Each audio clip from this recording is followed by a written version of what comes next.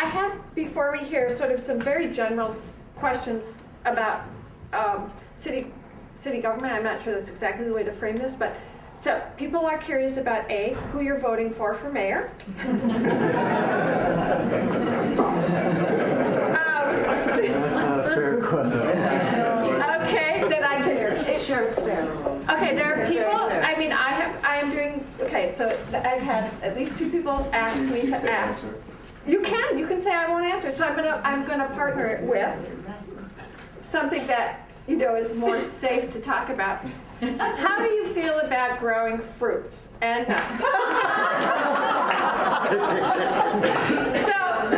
we would like to know who you're going to vote for and how do you feel about more fruits and nuts trees in Madison? Sue. I think fruits and nuts are great. We should have more. A few of them in this room, too. Would it work better to say who would you prefer to work with as mayor? Actually, I get asked the question a lot about the mayor, and I'll tell you my response is, I mean, first of all, I'm not running for mayor. I think that I could work with either of these guys. But in my experience in working on campaigns for 6 years is there is no perfect candidate. There is no perfect candidate. I mean, as I see it, Dave has issues, with the city committees. I mean, we need to have better city committees. They need to run well. They need to respect the residents. They need to, as TJ said, people need to be heard, and that is mostly, I think, where they need to be heard. On the other hand, Paul has quit twice. I mean, if he wanted to have this job, why didn't he keep it? I don't know. So I'll just leave it at that. But you are in favor of fruits and nuts. I am, yes, absolutely. Fruits and nuts. Let's go. TJ?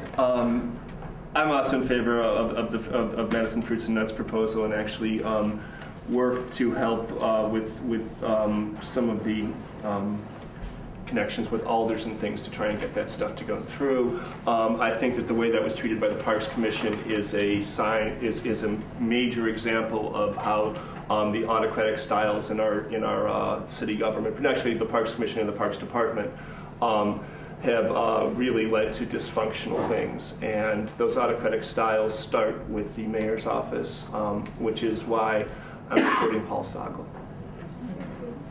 Michael?